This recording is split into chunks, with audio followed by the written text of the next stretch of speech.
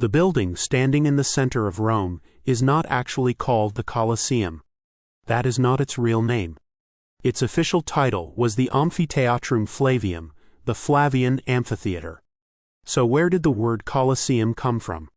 A massive bronze statue of Emperor Nero once stood right beside this building. The statue rose about 30 meters into the sky, modeled after the ancient Colossus of Rhodes. People began calling the amphitheater by the statue's name, and over time, that name became permanent. A dead emperor's vanity project accidentally gave this building the most famous name in architecture. And the name is only the beginning. Almost everything people believe about the Colosseum turns out to be partly wrong. The martyrs, the death matches, the famous gladiator salute, most of it is myth. What actually happened here is far more surprising. A story about power, spectacle, and 2,000 years of survival in Rome, Italy. The Colosseum was built under the Flavian dynasty around the year 70 of the Common Era. It has survived earthquakes, centuries of looting, and the collapse of an entire empire. It has served as a fortress, a quarry, a church, and even a botanical garden. And it is still not finished changing. The story starts with a tyrant and a stolen lake. In the year 64, a massive fire swept through the city of Rome. The blaze lasted for days and destroyed large sections of the city. Tens of thousands of Roman citizens lost their homes in the blaze. And then Emperor Nero did something that shocked every citizen in Rome. He claimed the burned land in the center of the city for himself. But not to rebuild homes for his displaced citizens. He built a private palace. It was called the Domus Aurea, which translates to the Golden House. The palace complex stretched across ornate gardens, sprawling vineyards, and enormous colonnades. The estate stretched across the heart of the city, between the Palatine and Esquiline hills. And right in the center of the estate, Nero created an artificial lake. That lake sat on the exact ground where the Colosseum stands today. Picture what that meant for ordinary Romans. Their emperor turned the ruins of their homes into his own private paradise. The outrage was immediate. Citizens called it the ultimate act of theft, a ruler stealing from his own people. Public land, gathering spaces, and entire neighborhoods had all been taken for a single emperor. By the time Nero died in the year 68, he had become one of Rome's most despised rulers. His death triggered a brutal civil war, known as the Year of the Four Emperors. 4 men fought for the throne in a single year. Most people today assume the Colosseum was built for entertainment. That assumption misses the real story. The building that replaced Nero's lake was not about spectacle. It was a political correction, designed to erase one emperor's greed. The rage that Nero created with his stolen lake became the fuel for everything that followed. A tyrant's playground was about to become the most famous arena in human history. When the civil war ended in the year 69, a general named Vespasian took the throne. He founded the Flavian dynasty and faced a problem that no military victory could solve. Rome's people were exhausted, angry, and deeply suspicious of their rulers. Vespasian needed to find a way to win the trust of the Roman people. So he made a calculated decision. He drained Nero's private lake. And in its place, he announced a public amphitheater, a gift to the Roman people. Why this specific gesture? Because the message was perfectly clear. The tyrant stole your land, and now I am giving it back to you. You would expect this kind of project to be funded by Roman taxes. That is not what happened.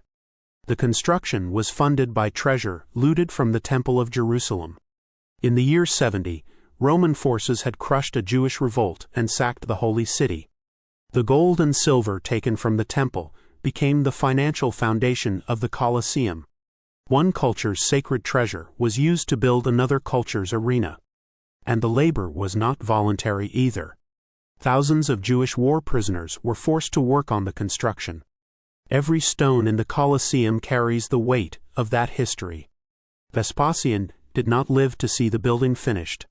He died in the year 79, just before the top floor was completed. His son Titus took over and brought the project to its grand opening. A political apology built on the ruins of a tyrant's ego. That is how the Colosseum was born. How do you build a structure that holds over 50,000 people. A structure 189 meters long, 156 meters wide, and 48 meters tall. That is roughly the same height as a modern 15-story building. Most ancient construction projects of this scale took generations to complete. The Romans finished the Colosseum in roughly 8 to 10 years. Just 8 to 10 years. How was that even possible? The answer starts with the stone. About 100,000 cubic meters of travertine limestone were quarried near the town of Tivoli. That translates to roughly 275,000 tons of raw stone hauled into Rome. The Romans built an entire dedicated road just to transport the material into the city. A road built for a single building. The foundations were poured with Roman concrete, known as opus caementicium. This ancient concrete has proven more durable than almost anything modern engineers produce today. But here is the part that still puzzles structural engineers. The massive travertine blocks were stacked without any mortar between them. No mortar at all. Instead, roughly 300 tons of iron clamps locked the stones together from the inside. And the engineers used a clever trick to keep the structure from collapsing under its weight. The lower floors were built with heavy travertine and dense concrete. But the upper floors used lighter materials, volcanic tuff and thin brick. Each level weighed less than the one below it, distributing the load downward. This was industrial-scale engineering, executed 2,000 years before the Industrial Revolution. A new technique was also pioneered here, barrel vaults reinforced with internal brick arches. That method of reinforcing vaults appeared for the first time in this building. The Colosseum was not just a stadium, it was a laboratory for Roman construction. Walk up to the Colosseum and look at the outside wall. 4 levels, stacked one on top of the other, each with a different style of column. Why would they use 4 different designs on a single building? Because each floor tells a different chapter of architectural history. The ground level uses Doric columns, the oldest and simplest of the Greek orders. What comes above that? Ionic columns on the second floor, recognizable by their scroll-shaped capitals. The third floor features Corinthian columns, the most ornate and decorative of all. And the fourth floor has flat pilasters with small rectangular windows. Most people see this as decoration. It was not decoration at all. Rome was sending a message to the entire ancient world. We have absorbed every architectural tradition Greece ever created. And we combined every one of them into a single towering building. The vertical progression of column styles also follows a strict rule of engineering. Heavier, sturdier columns sit at the bottom where the weight is greatest. Lighter, more decorative elements rise toward the top where the load is smaller. Form and function perfectly aligned. Architecture students today still study this facade as a real-world textbook. Nearly 2,000 years after it was built, the Colosseum still teaches. Every column order, every proportion, every structural decision is still considered a model. You would expect a building this old to feel outdated. The exterior design of the Colosseum has never gone out of date. It defined the standard. 2,000 years and nothing has replaced it. There is one detail about the Colosseum that surprises almost everyone who hears it. The building had a massive retractable roof that covered the entire arena. Not a solid roof, a massive canvas awning called the velarium. It could be stretched over the entire arena to shade tens of thousands of spectators. It was the first retractable stadium covering in the history of architecture. So who operated this enormous piece of engineering? Not builders or engineers. Sailors from the Roman Navy.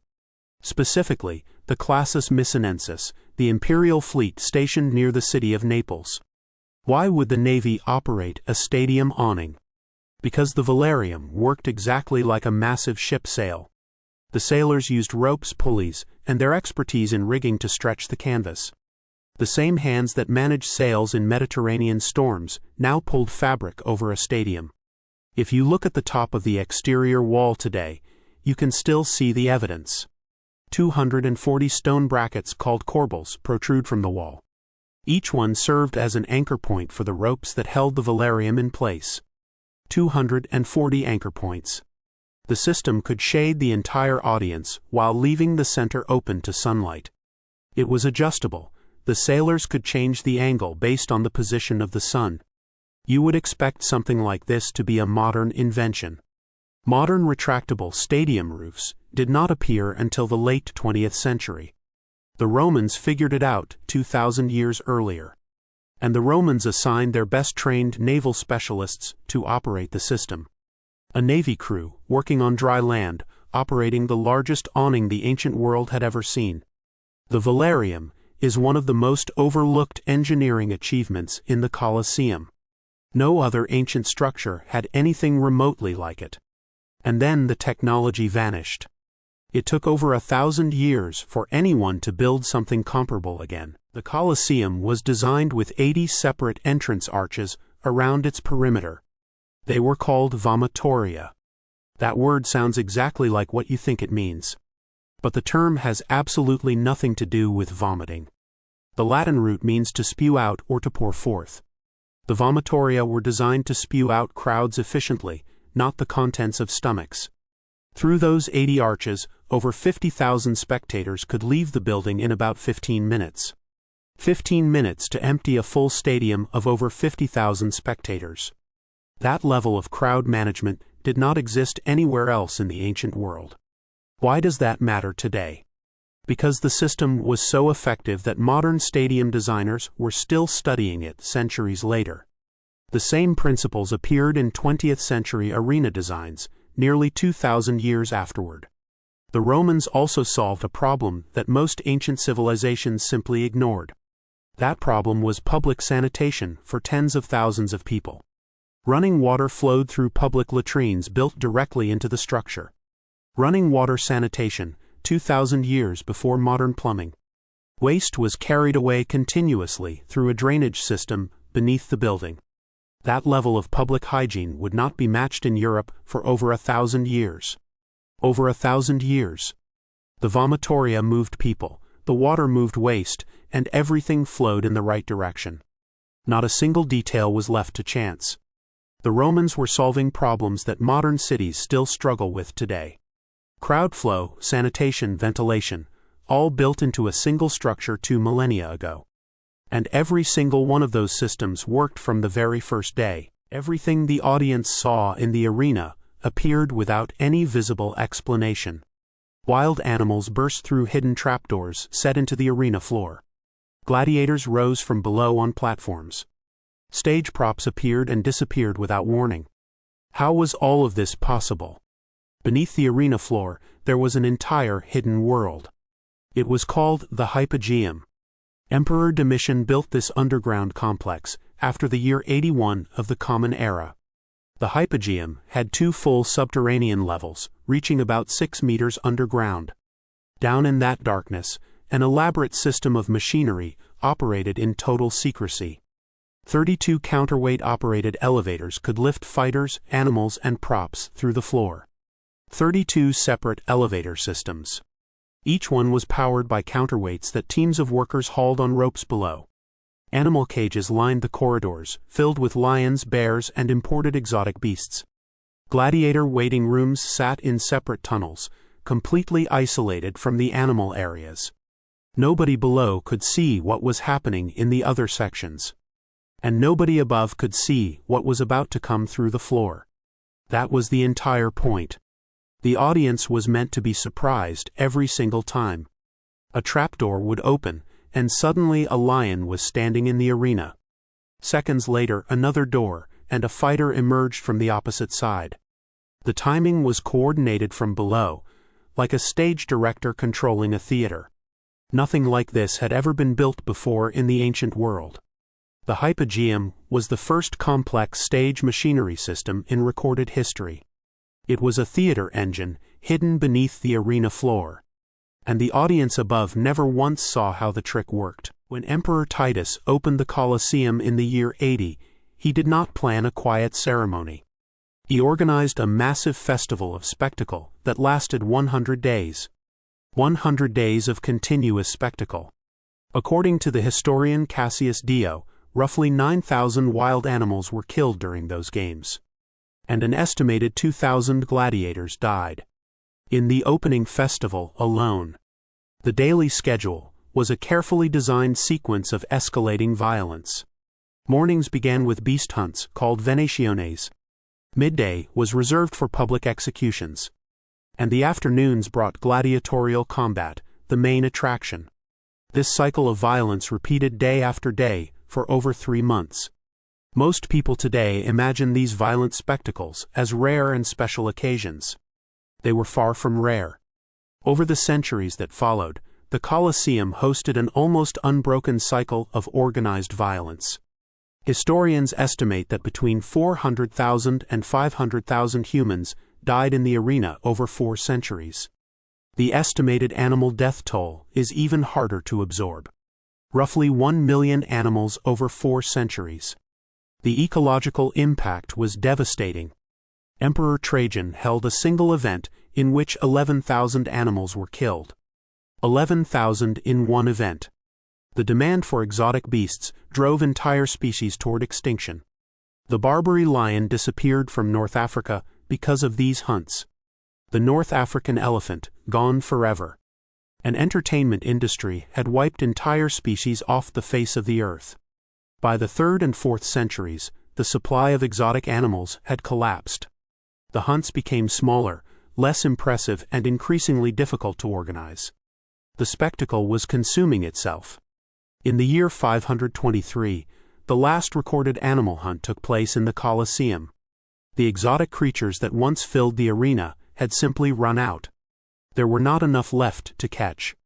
The most violent entertainment system in history ended not with a decision, but with a shortage.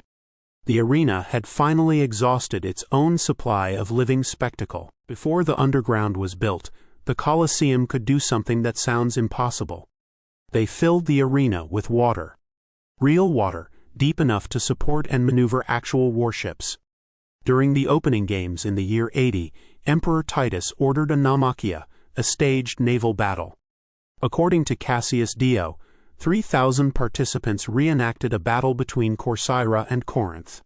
All of it on real water. Inside a stone building in the middle of Rome. Engineers flooded the arena with an estimated 17,000 cubic meters of water. The water level reached about 1.5 meters deep. It took roughly 2 hours to fill the entire space. Ships fought, men drowned, and the audience watched it all from dry seats above. How did they get that much water into a stone building? Rome's aqueduct system supplied the flow through channels built beneath the structure. But this spectacle had an expiration date built into the very next emperor's plans. When Domitian took the throne after Titus, he decided to build the hypogeum. The massive underground level filled the space below the arena floor. Once the trapdoors and elevators were installed, flooding became physically impossible. You cannot fill a room with water when the floor is full of machinery. The sea battles disappeared forever the moment the first trapdoor went in. One form of spectacle was permanently sacrificed to make a different one possible. The ocean drained and the machines moved in. Rome had exchanged one impossible spectacle for another. It was a choice that could never be reversed. And Rome never staged a naval battle inside the Colosseum again. But the exchange brought something new, the power of surprise from below. What rose through those trapdoors would thrill Roman audiences for another 4 centuries. Everything you think you know about gladiators is probably wrong.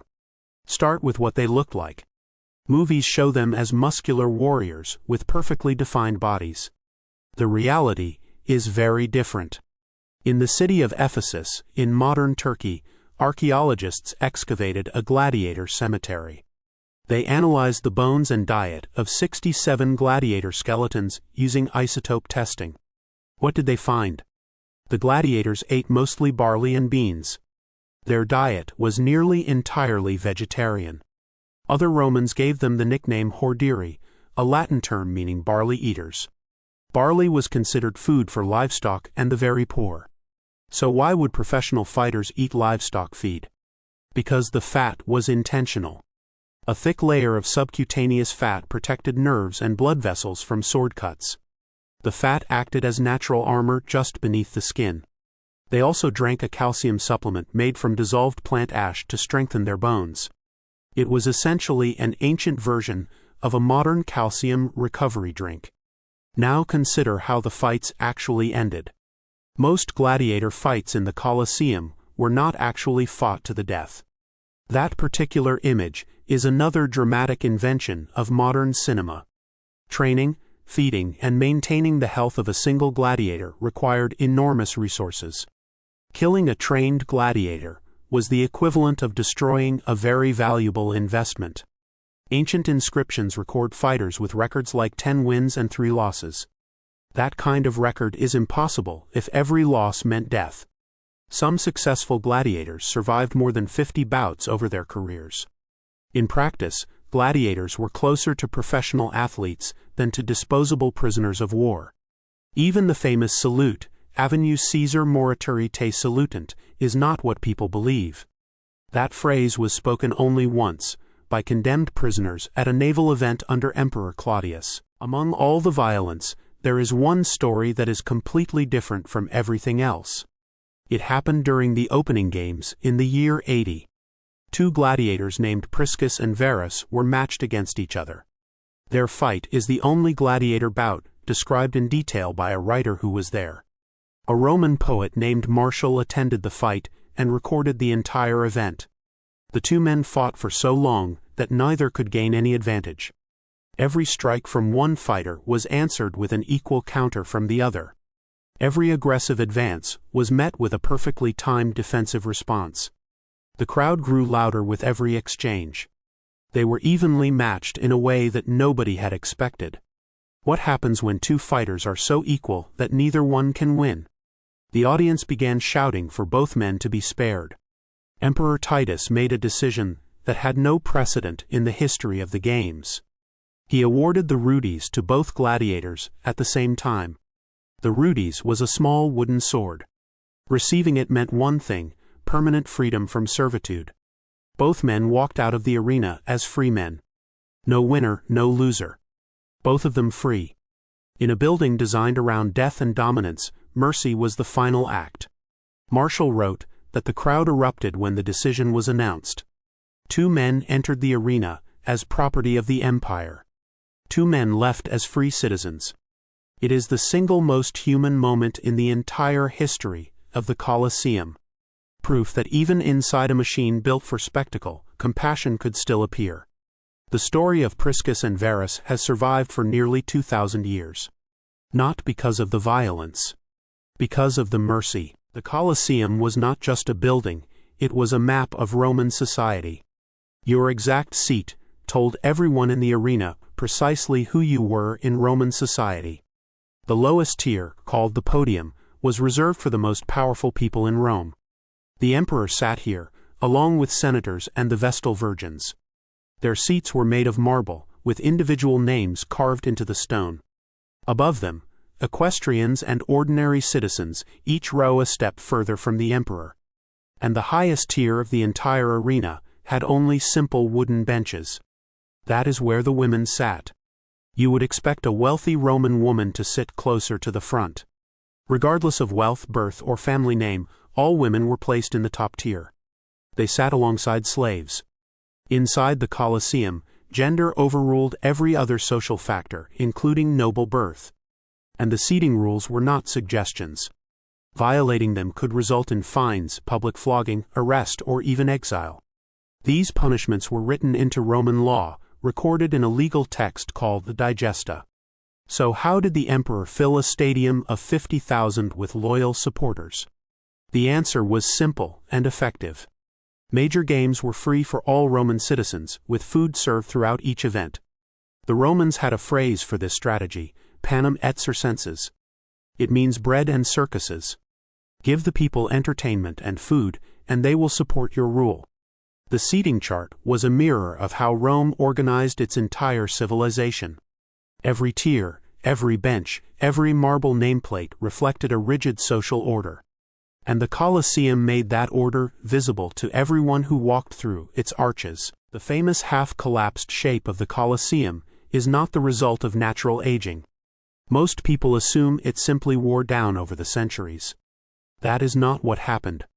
In the year 1349, an earthquake estimated at magnitude 6.7 to 7.0 struck central Italy. The entire south exterior wall of the Colosseum collapsed in that single event. One earthquake created the asymmetric ruin that the world recognizes today. One event, one wall, one changed silhouette. Earlier earthquakes in the years 443 and 847 had caused damage, but the building held. The 1349 quake was the blow it could not survive intact. And then something arguably worse began. For more than 300 years, Rome treated the Colosseum as a stone quarry. Workers pried out over 300 tons of iron clamps from between the stones. The thousands of rectangular holes visible on the walls today are the scars of that removal. Each hole marks the exact spot where an iron clamp was ripped away. Where did all that stolen stone end up? Parts of St. Peter's Basilica were built with stone taken directly from the Colosseum. One monument was dismantled to construct another. Medieval noble families turned what remained into a fortress.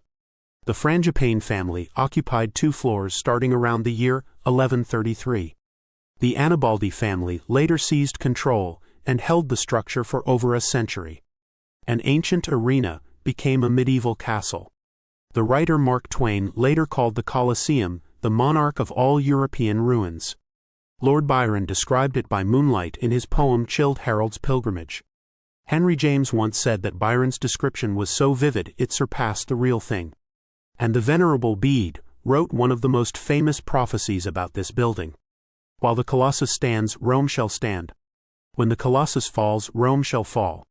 When Rome falls, the world shall fall. There is one image of the Colosseum that almost everyone carries in their mind.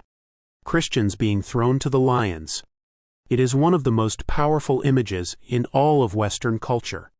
There is just one significant problem with that powerful cultural image. There is zero archaeological evidence that it ever happened inside this building. Zero evidence at all. No inscription, no artifact, no written account places a Christian execution inside the Colosseum. Where did Christians actually face persecution in ancient Rome? Primarily at the circus, the chariot racing venue, not the amphitheater. And the most common method of execution was crucifixion, not attacks by wild animals. The timeline of recorded events makes the entire story even less likely. St. Peter's martyrdom happened more than 10 years before the Colosseum was even built. So how did this story become so deeply connected to the building? The answer comes from the 17th century. In 1675, Pope Clement X officially declared the Colosseum a sacred site of martyrdom. Pope Benedict XIV later consecrated it as a public church. These declarations had no basis in historical evidence. But they produced an extraordinary unintended consequence. Once the Colosseum was declared a holy site, looting it became a form of sacrilege. The centuries of quarrying finally came to a halt. A story that was never true ended up saving the building from further destruction. The myth protected what history could not. Today, every Good Friday, the Pope leads the Via Crucis ceremony at the Colosseum. A cross stands near the entrance. The building has become a symbol of Christian sacrifice, built entirely on a legend. And that legend, ironically, is the reason the building still exists at all. By the 19th century, the Colosseum had become something that nobody planned. It had become a garden. Not a designed garden, a wild, accidental one growing from the cracks in the stone. In 1855, a British botanist named Richard Deacon decided to catalog every plant inside the ruins. What he found was extraordinary. Over 420 different plant species were growing inside the Colosseum.